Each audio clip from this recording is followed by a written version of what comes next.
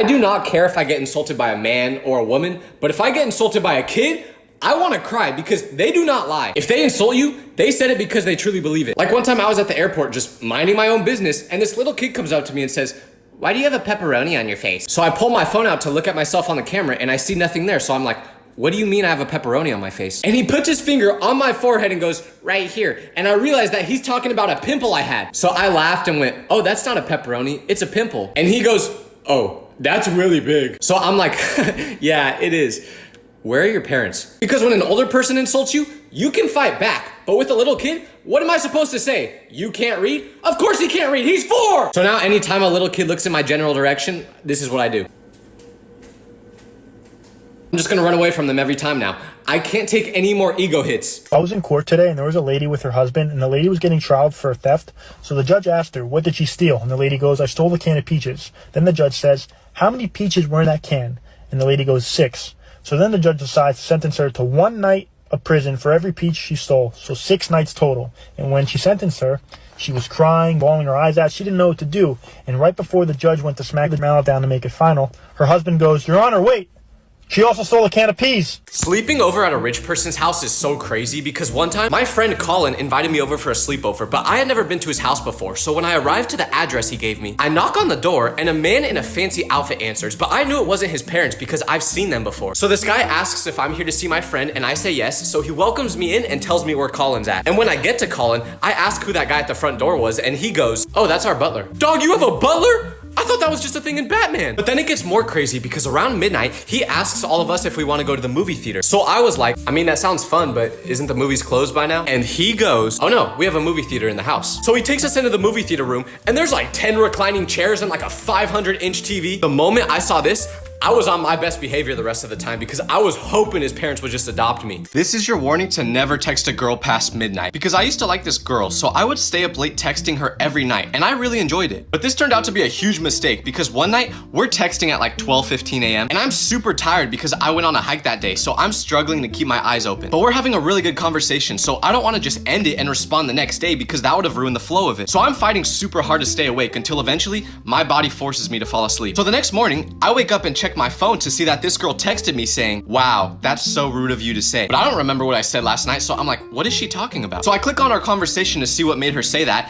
and then I started to remember what happened. Because before I fell asleep, my friend was also texting me asking when I wanted to go snowboarding. So I responded to him saying, "I don't care." Or at least I thought I did. Turns out, I actually sent the girl that text because I was so tired. But this was really bad because you know what she said before I sent that text? She said, "My grandma's had heart disease for a while."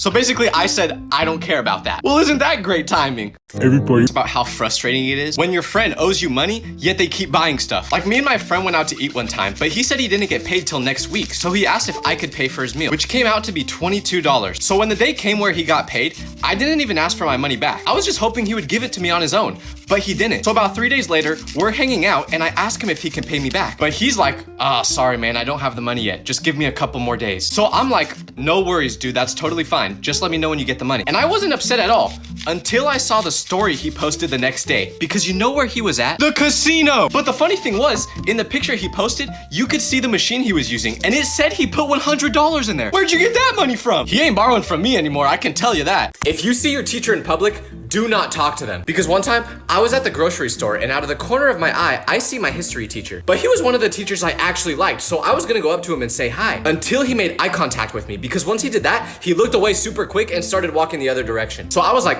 dang, I guess he just doesn't like me like I thought. But then it started to make more sense what really happened the next day at school. Because I walk into his class and he has all the lights off, and right as the bell rings, he looks super tired and tells the whole class that we're gonna be watching a movie today instead of doing any actual work. So this is where I started to connect the dots of why he actually ran away from me, because when I saw him at the store, he had a lot of alcoholic beverages in his shopping cart, so he definitely went home that day and drank a bunch, which is why he was tired, but he probably just didn't want me to know that. You could have just told me that though, Teach. I ain't mad at you. Hey. Sorry, this might be a dumb question, but where are you right now?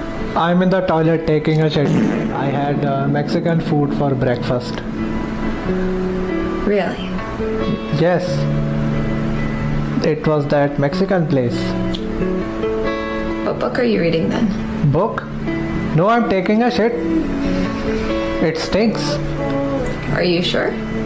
Yes, I can smell it. I wish I was dead right now.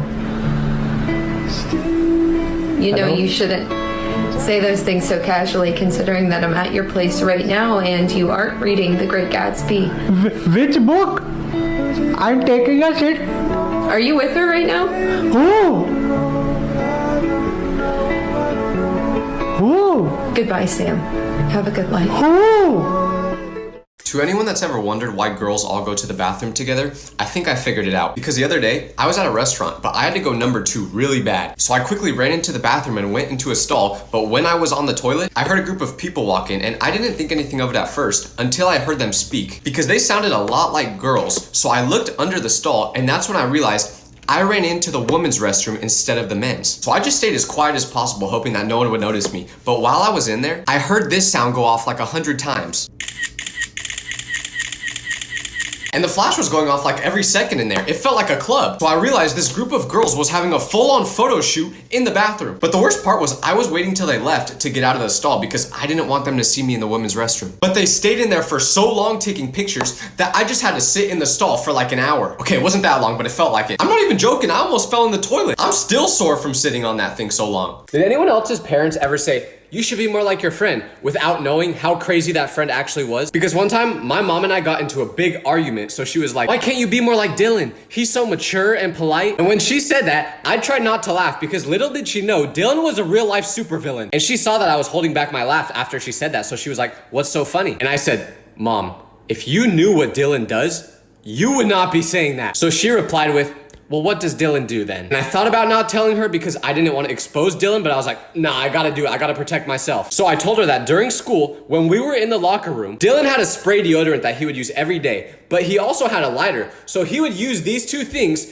to spray flames at people while they were changing in the locker room. Everyone would run away from him because he was throwing these flames at everybody. Like if you saw this guy doing that in public, you would run for cover. But yeah, Mom, I can be more like him if that's what you want. I love my mom though, just want to say that. Man escapes prison after 15 years, then breaks into a house to look for money. He finds a couple in bed, orders the guy out of bed, and ties him to a chair.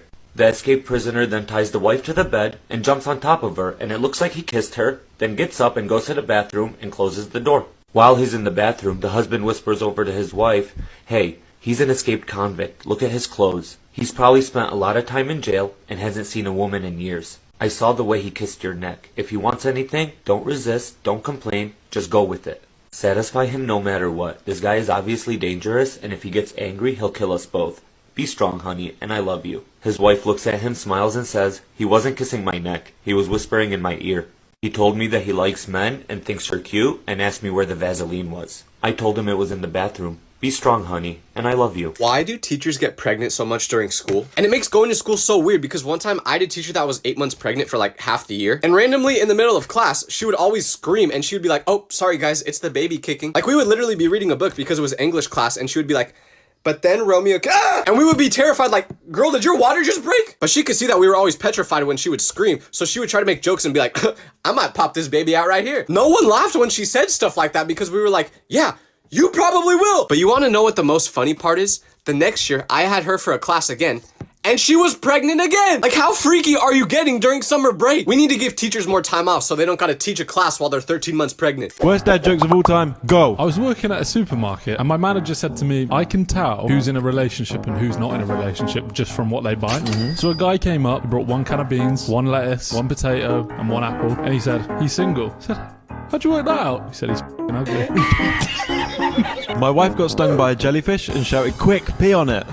I drowned that jellyfish in so much pee. To the guy that invented zero. Thanks for nothing. Having class with your friend is the worst thing ever because during school one day, a girl tripped walking to her desk and it was so bad that she dislocated her ankle. So she starts crying, but it's not like a cry. No, she's screaming. So the teacher and her friends are trying to console her while they're waiting for the nurse to get there. And the rest of the class is just kind of silent watching this happen, including me.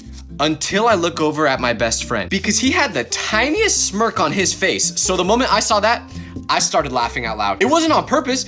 I just can't stop myself from laughing every time I see that face. But the girl and her friends heard me laugh. And there was no way for me to explain that I wasn't laughing at them. I was laughing at my homie. They should blame my friend though. It's not my fault he was looking at me with that John Pork smile. This is a day in the life of our parents in their youth. I wake up at 4 a.m. ready to go to work. At 5 a.m. I deliver newspapers to the entire neighborhood. I have to walk 20 miles in the snow every day, all uphill. At 7 a.m. I learn the value of $1 for an honest day's work. After that, I get to eat food. Some families aren't so lucky. At 12, my father throws a boot at me for making a small mistake. I will never do that again. Then I get my new clothes for this year. My brother's old clothes from last year. At 3 p.m., I pay my father rent for living in his house. I'm short this month, but he lets me off with a warning. What a great man. After that, I listen to the radio. Now this is real entertainment. At 6 p.m., my father gives me a present, another job. He tells me now that I'm 14 years old, it's up to me to help support my 10 brothers and sisters. He even shakes my hand. This is the best day of my life. At 7 p.m., I start my 10-hour shift of doing hard manual labor, and that's my day.